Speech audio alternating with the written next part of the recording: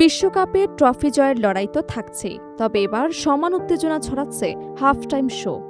Football, আলো আর সঙ্গীত, এই তিনের মহামিলনে তৈরি হচ্ছে এক ঐতিহাসিক মুহূর্ত। 2026 ফিফা বিশ্বকাপের ফাইনালে প্রথমবারের মতো সুপার বোলের আদলে আয়োজন করা হচ্ছে জমকালো হাফ টাইম শো। আর সেই মঞ্চ মাতাতে একসঙ্গে হাজির হচ্ছেন বিশ্বের জনপ্রিয় সঙ্গীত তারকা জাস্টিন বিবার, শাকিরা, ম্যাডোনা এবং দক্ষিণ কোরিয়ার কে-পপ সুপার গ্রুপ বিটিএস। ফলে নিউ ইয়র্কের মাঠে ট্রফির লড়াইয়ের পাশাপাশি কোটি কোটি দর্শকের চোখ থাকবে বিরতির সেই 11 মিনিটের দিকেও, যেখানে ফুটবল আর সঙ্গীত মিলিয়ে রচিত হতে পারে এক নতুন ইতিহাস। আগামী 19 জুলাই নিউ ইয়র্কে অনুষ্ঠিতব্য 2026 ফিফা বিশ্বকাপের ফাইনালকে ঘিরে এবার এক ভিন্ন মাত্রা যোগ করেছে এই বিশেষ আয়োজন। যুক্তরাষ্ট্রের জনপ্রিয় সুপার বোলের আদলে প্রথমবারের মতো বিশ্বকাপের ফাইনালে হাফ টাইম শো অন্তর্ভুক্ত করেছে ফিফা।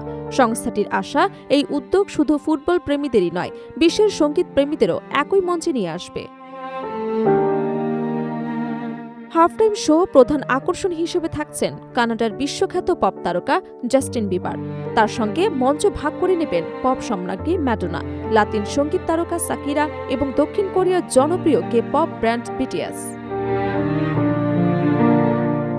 বিশ্বের বিভিন্ন প্রান্তে কোটি কোটি ভক্ত থাকা এই শিল্পীদের একসঙ্গে একই মঞ্চে দেখা যাওয়াকে ইতিমধ্যেই বছরের অন্যতম বড় বিনোদনমূলক আয়োজন হিসেবে বিবেচনা করা হচ্ছে।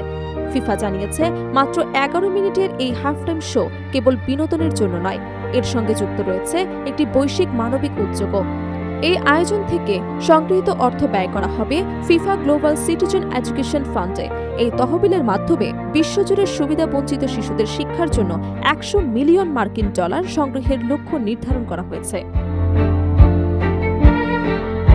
এবারের হাফ টাইম শোতে আরও অংশ নেবেন নাইজেরিয়ার গ্ল্যামি বিজয়ী শিল্পী বার্না বয়, ভেনেজুয়েলার খ্যাতিমান কন্ডাক্টর ওস্তাভো দুদামেল, ব্রিটিশ ব্র্যান্ড কোল্ডপ্লের সহযোগিতায় PS22 কোরাস এবং জনপ্রিয় শিশুতোষ অনুষ্ঠান সিস্টেম স্ট্রিটের পরিচিত চরিত্রগুলো। ফলে পুরো অনুষ্ঠানটি সঙ্গীত, সংস্কৃতি এবং বিনোদনের এক আন্তর্জাতিক উৎসবে পরিণত হতে যাচ্ছে।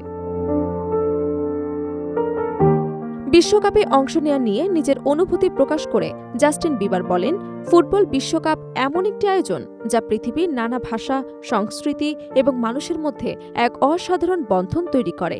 এমন একটি মঞ্চে অংশ নিতে পারা তার জন্য অত্যন্ত সম্মানের।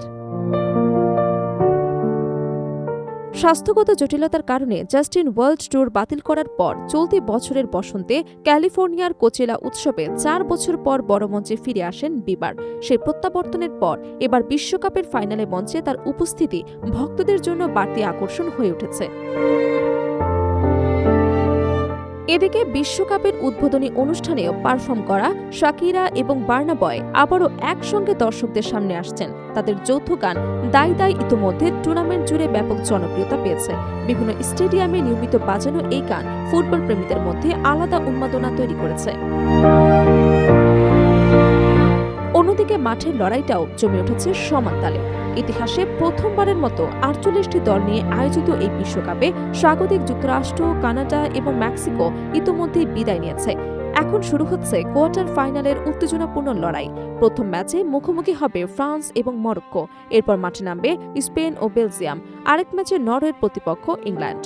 বর্তমান বিশ্ব চ্যাম্পিয়ন আর্জেন্টিনা খেলবে সুইজারল্যান্ডের বিপক্ষে। গোল্ডেন বুটের দৌড়ে চলছে হাড্ডাহাড্ডি প্রতিযোগিতা। 8 গোল নিয়ে শীর্ষে রয়েছেন আর্জেন্টিনার অধিনায়ক লিওনেল মেসি। তার ঠিক পেছনে 7টি করে গোল নিয়ে অবস্থান করছেন ফ্রান্সের কিলিয়ান এমবাপ্পে এবং নরওয়ের আর্লিং হল্যান্ড। ইংল্যান্ড অধিনায়ক হ্যারি কেইনের গোল সংখ্যা 6। সব মিলিয়ে 2026 বিশ্বকাপের ফাইনাল এবার শুধু একটি ফুটবল ম্যাচ নয়, এটি হতে যাচ্ছে খেলাধুলা, সঙ্গীত, বিনোদন এবং বৈশ্বিক মানবিক উদ্যোগের এক অনন্য মিলন মেলা। ট্রফি জয়ের রোমাঞ্চের পাশাপাশি হাফ টাইম শোর এই তারকাবহুল আয়োজনও বিশ্বজুড়ে কোটি কোটি দর্শকদের জন্য স্মরণীয় এক অভিজ্ঞতায় পরিণত হওয়ার অপেক্ষায়।